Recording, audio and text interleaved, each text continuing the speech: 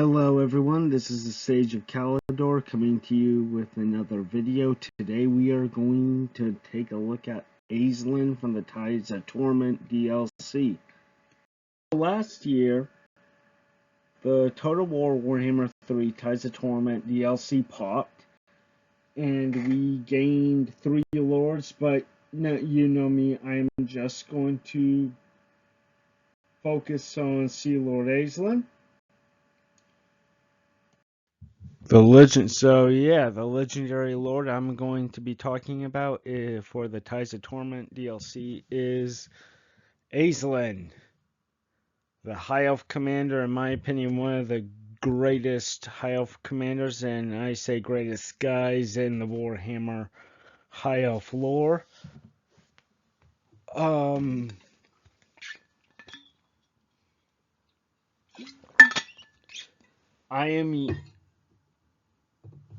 I will be looking at the message, the news article, the blog posts about him from the Total War blog.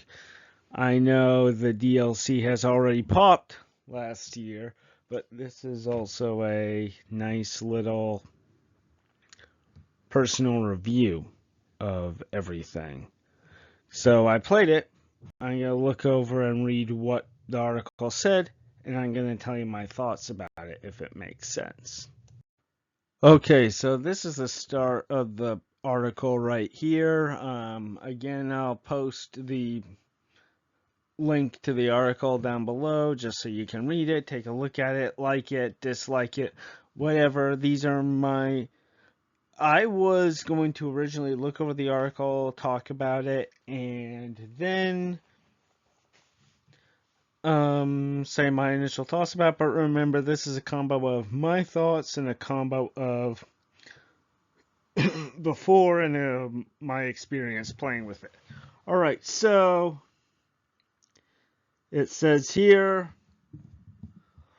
Aislinn, Ulthuan's greatest naval commander. That's true. He's a Sea Lord.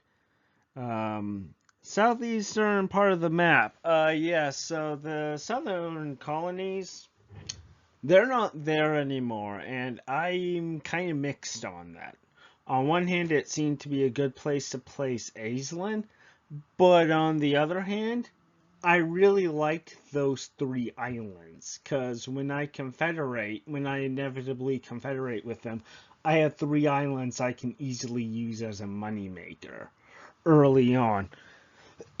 And the High Elf AI faction that controls it, they built it up enough so I'm not starting from scratch. But you have to fight against vampirates to get it all nice and good and up and such, and that's kind of pretty upset right there. But anyway, it says here the objective of the campaign is, as Aislinn leads a High Elf Sea Patrol, he is covering a Druchai plot to invade his beloved homeland. Very fanatically loyal to the High Elves. I really like it. His motto is, if you are a threat to the High Elves, you're dead. And I really appreciate that. I really like that. So, Aislinn, it says here, is the hero Ulthuan needs, which is true. He is not very cultured. He would go all over the place, but in the lore, he wiped out all the Norskins for threatening the High Elves. He burned a city because they would not hand over a pirate that stole stuff from the High Elves. So, really good. And he protects the primary source of power of the Elves. He protects the sea trade, which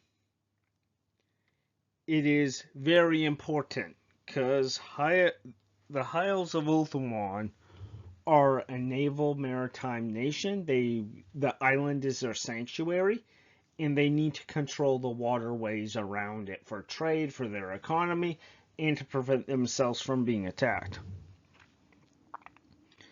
And he Some people call him the Pernicious on account of the brutal zeal where he executes his office, but I personally don't care. His grasp on fleet tactics, ship discipline, and naval assaults, and his command of the creatures of the deep put him above reproach. So he is one of Ulthuan's greatest champions. And yeah, so with this he brings dragon ships, and we'll talk about it more later, and he needs to build a lot. And he also relies on elven colonies and outposts. So, for campaign mechanics, despite his naval focus, Aislinn's campaign is one of limited territorial conquests. And he must gather rare resources. To do so, he usually conquers enemy settlements and dedicate their ownership to the major High Elf legendary lords Tyrion, Teclis, Alariel, Alethanar, Emmerich, and Eltharion. They're called the Big Six. I will admit, at first I thought this was going to be quite a challenge due to economy, but as I played it, I will be perfectly honest. It is not as much of a challenge as I initially thought. I mean, upkeep is a little bit of a problem at the start, but eventually you'll quickly have so much money that you will not know what to do with it. And your trading partners and allies will be around a lot larger. As a matter of fact, I initially had trouble with a few other resources by cash, but those are equally easy fix. You can have a few settlements, but you mostly get outposts, as this says below. While the settlements he captures becomes the property of the elven nobles, he can still establish outposts within them, amass resources and cash, and they're very excellent bonuses. So you have like a few key areas, and the rest you have naval bases to increase your army. And there is this mechanic called the Azure Domination, which allows you to track how many settlements you handed over. The more settlements you get, the more bonuses you have, and that is really nice. And it offers rank, attributes, upgrades such as magical items, weapons, banners, and so forth. And you can choose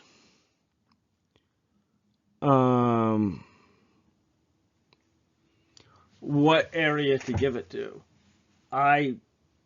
And yeah, it's great. And you can also create elven colonies. They have more building spots and a greater range of building chains. And outposts are a 3-slot sub-settlement, so you have 3 options to pick. Usually it is a central one, and a garrison building, and an economic or resource building of some kind. And another benefit of elven colonies is they can become recruitment centers for navies and produce certain units which aren't available via dragon ship recruitment, such as Silver Helms, Illyrian Reavers, and Dragon Princes. Mooring it up near a developed high elf settlement. I have some questions on that because recruitment is still a bit kind of iffy to me. What I usually do is I just drop a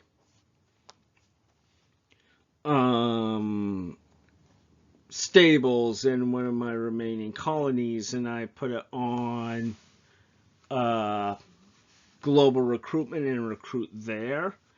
And I think if you upgrade your dragon ships enough, you can recruit things, but maybe they're like you have to recruit them on land. I don't know, but anyway, we're getting to, and also one other thing, post generate elven trade and dragon ship supplies. I will admit, of all the resources, dragon ship supplies are hard to get, but they're important for the next part, the dragon ships. And I will say, they're not just the backbone of Aislinn's tale. They're like a horde army, but I love these things. Your legendary lord assigned to them, you get a total of 5, 6 including Aislinn. And they're immortals. That means if they're destroyed in battle, they can come back after a few turns. And the higher you upgrade them, it means the better units you can give. But I will tell you this, on tier 2, you can recruit a few units that are really lethal and pretty competent. Like, I had units of Oceanids when my lord was over level 20 for quite a while, because they were pretty good at doing a lot of damage. And they have full unit recruitment options. And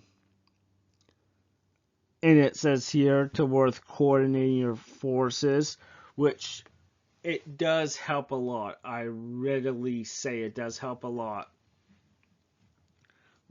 I have a lord who's just started out in my campaign, and I'm recruiting Swords Masters, Phoenix Guard, Silver Guard, with no recruiting options nearby. So, yes, yes. I love dragon ships. They're great. They have one issue, and that is upkeep with dragon ship supplies, and you need dragon ship supplies to upgrade them. That is the primary issue that I have with this, funnily enough. And yes, they give him a lot of global mobility. You can move on land, you can move on sea with them. They're great. And another feature is the high elf sea lanes. Aislinn has more sea lanes than the elves. I wish high elves have special access to all of them, but it makes sense for Aislinn. They're just, the one issue I have with them is it takes time for me to get to them, but they are super useful. Like, I can teleport to the Southlands, Lustria, and Ulthuan rather quickly, instead of going straight across, which takes time and effort. They're great.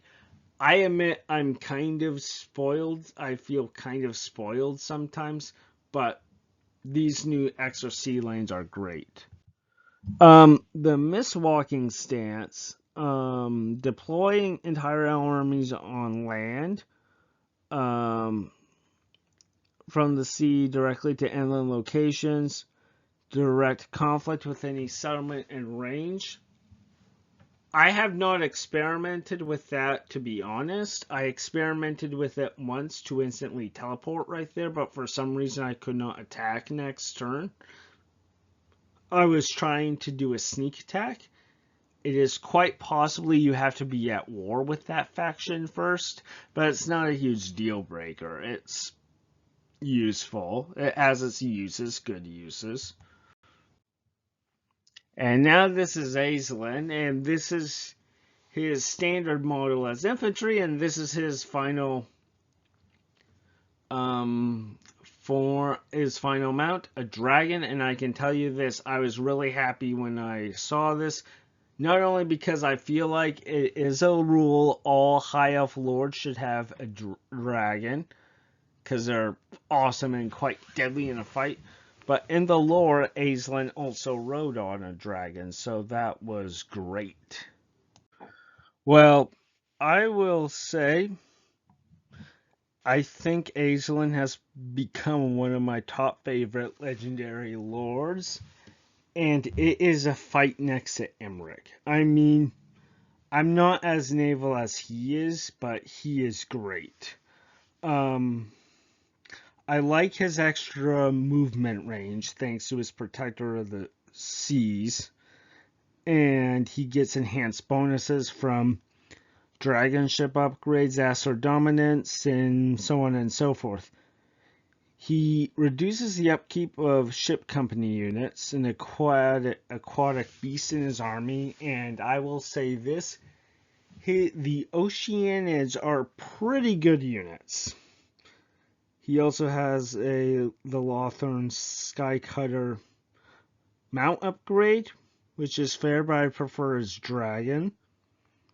And he has a lot of bonuses to ship's company, and they're good at the start, but also pretty decent in a pinch in the mid to late game.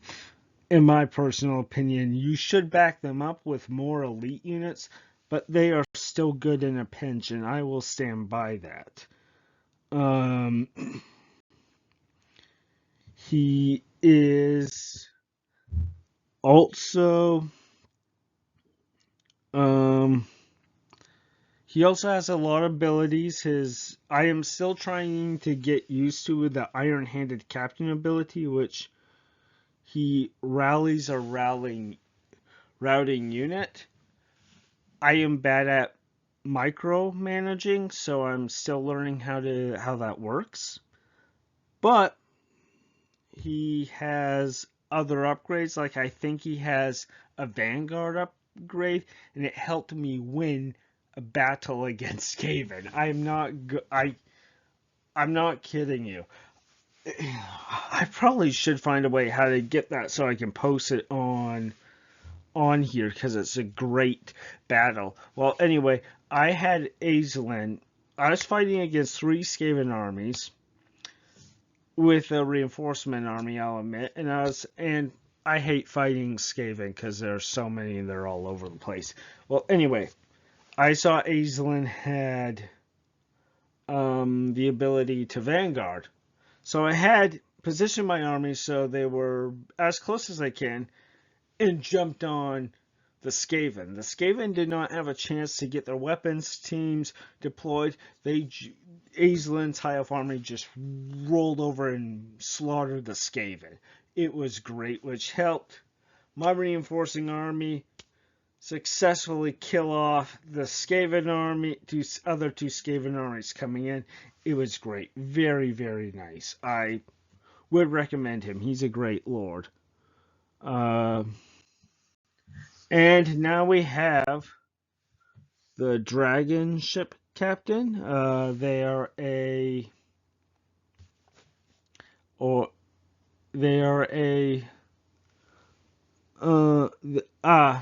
the Sea Helms, or some are also the Lords of the Dragon ships. They are decent. They have bonuses to ship companies and several the Sea Guard and Spearmen, Rangers, and so on and so forth. They also, so yeah, I did not, so yeah, now this hero, I will say this to you. His name went off for a bit. Caradrian, the Chosen of Asurian and Captain of the Phoenix Guard. This legendary hero is a beast. I played... First off, he is decent, but I used him in the ambush in that battle against the Skaven, and he just tore right through Skaven. But that was not my first battle with him. The first battle I had with him were several custom battles. I was playing with 2 friends against the Forces of Chaos, and in all of them, this guy did his work. In the first battle, I put him in front of this area, and while everyone was dying, he was the only one remaining. This guy, with all of his abilities, could single-handedly hold off an army long enough for you to rally and kill the rest of it, or drop spells like Comet of Cassandora and other stuff. This guy is a tank. He has His Phoenix Blade grants a lot of damage. His Unbreakable trait giving is very good. Ward saves and everything is very awesome. I would highly recommend putting this guy in your army. And include at least a unit of Phoenix Guard. Miss Mage, new unit to the army, and I will say I have a healthy amount of respect for these guys. I like high magic, I will admit, with fire magic as a close second, and life magic as a third, but Miss Mages are a close top 3, maybe top 4, I don't know. And they mostly focus on buffs. They mostly buffs and debuffs a few damage spells, but I mostly like them with their special spell that summons Oceanids directly to the battle. Those extra summons and extra creatures are lifesavers to me, and I would highly recommend bringing them just for that spell. Totally worth it. Totally worth it. And we have the ship companies. Rank and file, tier 1 infantry, average stats, for melee, reasonable armor with shields, aquatic traits, so very good with fighting watery environments. But tweaks, buffs, and enhancements that Aislinn's, the Sea Elms, Astro Domination Technologies, and Dragon Ships, these guys can punch above their weight class. I am still using them in the mid to late game in some places because if you are in a desperate position, you need a line of infantry, pick these guys with the Lothern Sea Guard. You will not be disappointed. Yes, a lot of them would die more often than not in auto resolve, but they do work very well. Very, very well. You might want to later towards the late game replace them with something else, but if you want to keep a few of them in some armies for some support case or whatever, you can do that too. These guys, tier 1, they can make to tier 2 and deal with tier 3, so pretty good unit, pretty decent unit. At least until the mid game. Now we have the Oceanids. I've been talking about these guys several times. They are sea elemental units that they are good against infantry. Great for pinning enemy units in place, and with their high damage, they punch hard. They will not rout. They will take health damage when their morale fails, but they are still very powerful. You can keep these guys here and the enemy army will be stuck. These units saved my life in a lot of battles in which I should have lost. I'm not kidding. I use them against orcs. I use them against Skaven. I use them against Chaos. They saved my army countless times. Even when they disintegrated, they still did their job. That is how good these guys are. Even though they are recruited tier 2 and building, and I think they're a tier 3 unit, you would not have any. Do not make a front line of these guys, but do not have any shame about keeping these guys inside your initial army or your final army towards the mid to late game, because these guys are really good. Now we're at the Sea Elemental. I admit I have not used them as much as I like because they're very difficult to get to. But when I use them, they're very good, very dangerous, and at the very least, when it starts to die and disintegrate, it can summon a unit of Oceanids. I think 2. And they're also good against infantry, and they're immune to contact effects. Though one thing I have against them is they are late game, which is not too bad. But in terms of Aislinn, it is a royal pain to um, level up your dragon ships to um, train these guys. But in other high elf playthroughs, it should be easier. And now we're finally at the Merworm. These guys are colossal, missile resistance.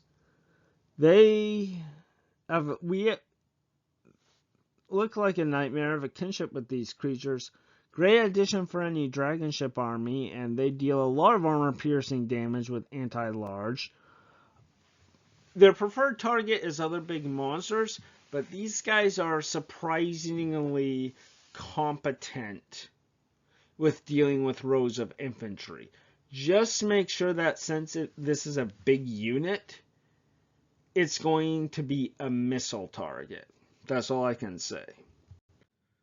And now we're at the Lothern Skycutter. And I will say this. This unit, both the standard one with the sea guards on it and the bolt thrower unit, both are good. One of my friends doesn't like them. I respect that, but in my way of using them, they're great. I use them to get around behind the enemy. I shoot at them, attack them at various angles, back up my other flying units like dragons, phoenixes, and others. These units are pretty good to have and use to back up other units. And in my quest battle as Aislinn, they just plucked everything apart. Very great. I would recommend these guys. Anyway, this is my final review. All these units, Aislinn's campaign, very good. Aislinn's units that came with Aislinn in this DLC are also very good to various degrees. The worst is they're decent, they're good, but others are excellent and perfect, beautiful, and I would recommend them. Well, anyway, thank you for taking your time to watch this video. Until next time, this is a Sage of Calidor, and thank you for your time. Bye.